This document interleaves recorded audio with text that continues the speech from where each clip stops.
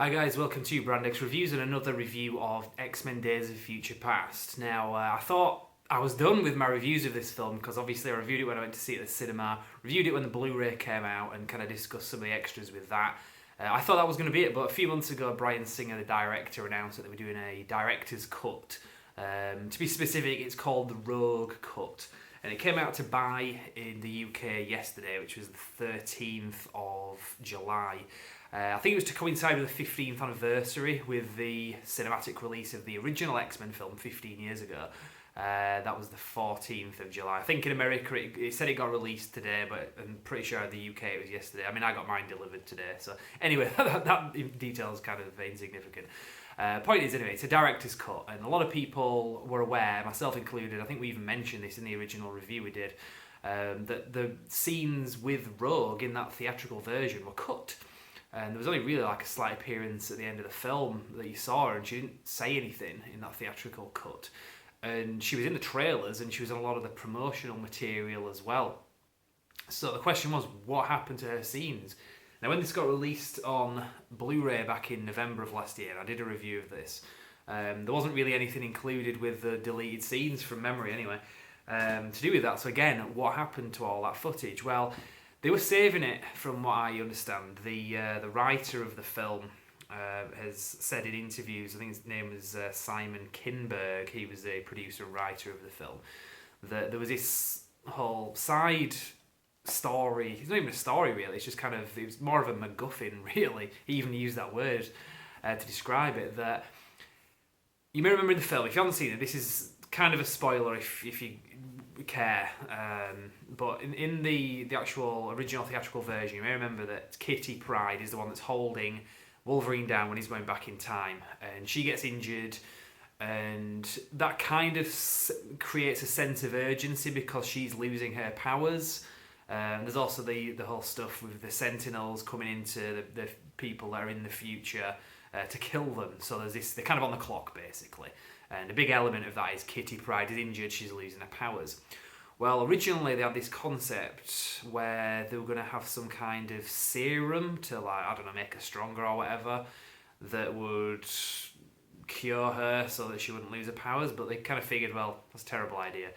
So what they thought was they need something a bit more powerful than that. So they came up with this great idea where they thought, well, why don't we bring Rogue into this, and she can take Kitty Pryde's power and therefore kind of take her place in keeping Wolverine back in time, just kind of holding him there.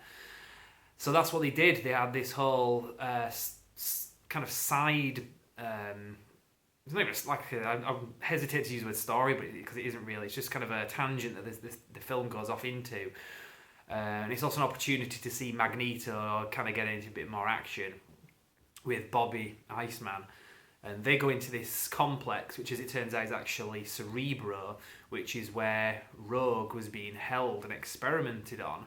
The reason she was being held in Cerebro was presumably so that Professor X couldn't read her, couldn't find her, because she was kind of encased in Cerebro and he couldn't penetrate that with his telepathy. So they break into there basically in Professor X's mansion, which in the future is all kind of run down and taken over by Sentinels. There do seem to be some human scientists working in there, holding Rogue and doing loads of experiments on her. But anyway, Bobby Iceman goes in there with Magneto. Bobby gets killed. Magneto escapes with Rogue, and Professor X kind of flies her away. But in doing so, there's a Sentinel that kind of grabs onto the X-Jet, and part of it snaps off and is still attached to the X-Jet. So when they fly back to where they are based with Wolverine while they're kind of holding him, the Sentinels can trace where they are based on that piece that was left attached to the X-Jet, and that's how they find him. So you didn't in the theatrical version, they just kind of turn up, they just find him, but it kind of explains it a bit more in this version. Now, some people have kind of criticised this and said, well, it's kind of misleading because it makes out like it's a massive like deal with Rogue, like it's going to have like huge like elements. Cause it says it's got 18 minutes worth of extra footage. It doesn't have 18 extra minutes worth of Rogue in this. There's probably only a few minutes really. I think the majority of the extra stuff is just kind of little snippets here and there. There's a few more F-bombs basically that I noticed. The original one that you may note was in the UK it was a 12 certificate, which would be like a PG-13 in America, I guess. This version is a 15, and that's because of some of the extra little bits they kind of threw in there as well. Now, I'm pretty terrible at noticing little differences in things, and I got hauled over the coals when I did a review of the Wolverine unrated version because I didn't itemise every scene. I'm not going to do that here. I did notice some minor differences. I'm not going to ruin everything for you, but the actual rogue element of this, I've kind of gone into some detail there. There's a few other little bits I will also throw out as well. There is another insert, a mid-credits scene. So we know there was a post-credit scene with Apocalypse that leads into that. In the Rogue cut, there is also an insert there as well where you've got Trask, and he is now being held.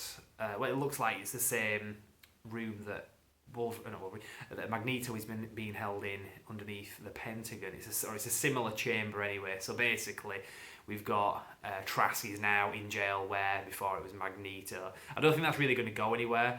I think that was just something that they did just to kind of say, well, he's the one that's now in jail, so happy ending, I guess. Like I said, there are other differences. You can probably look them up as well, but I'm not going to go through the whole thing because that'd be a bit of a boring video. But I do recommend this anyway.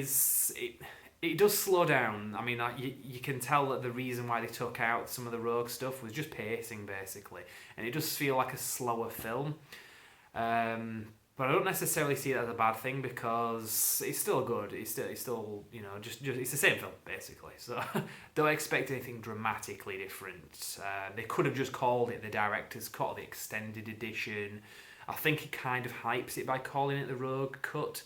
But then again, it was a significant difference in the sense of it was one of the major characters from that original film, from the original trilogy, that we missed, that we thought we were going to see from the trailer but didn't. So this is an opportunity now to see those scenes. So if you're a fan of Rogue, this is maybe the version for you. Now, one criticism I do have of this, and oh man, I hate it when they do this. I'm sick of it. Obviously, a lot of people are going to own this. With this, you get the Rogue cut. You also get the theatrical cut as well, which is great because you might want to have choice in future viewings. So you would think, well, great, I can just probably sell this then and make some of my money back for having now rebought it, basically. Well, extra features wise, you're going to lose out if you do that because there's extra features on the theatrical version that came out last November that aren't included on this.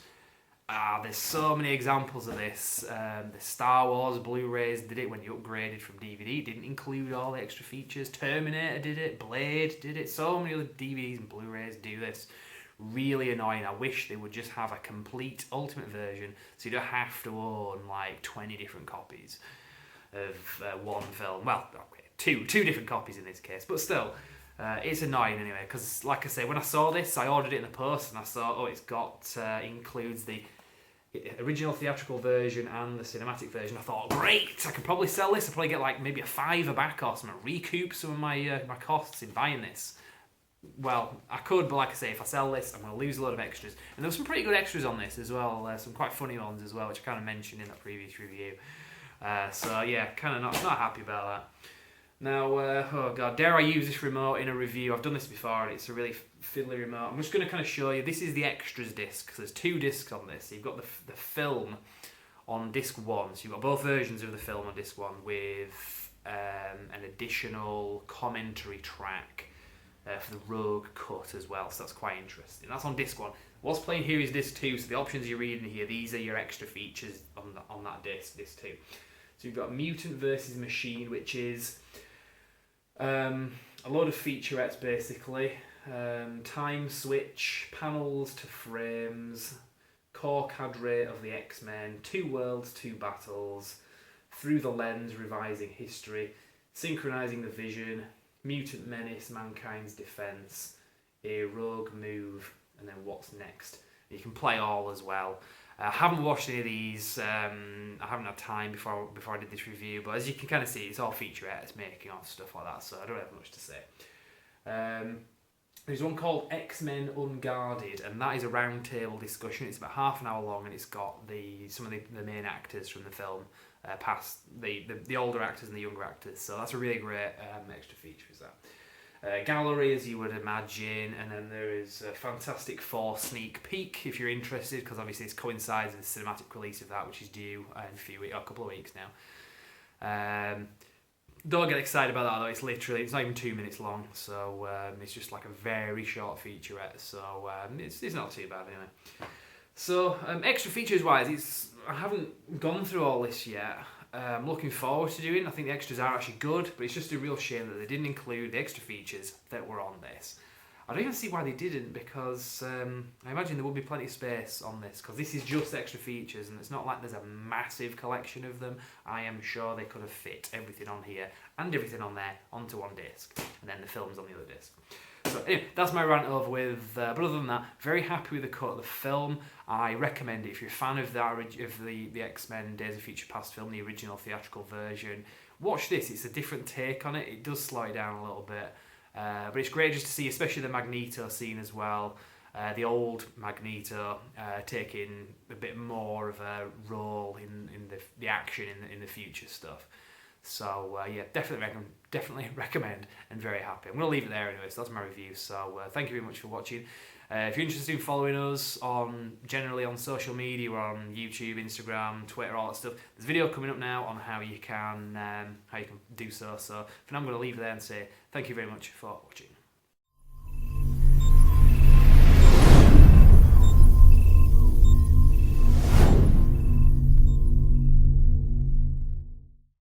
Hi guys, I hope you enjoyed the video. Just so you know, for more news, reviews and retrospectives, you can like our page on Facebook, simply called Brand X Reviews. But as well as that, you can also subscribe to us on YouTube via this video. You can also bookmark our website, which is brandxreviews.com, which is pretty much a central hub for everything that I've just mentioned. So check that out and we will see you next time. Thank you very much.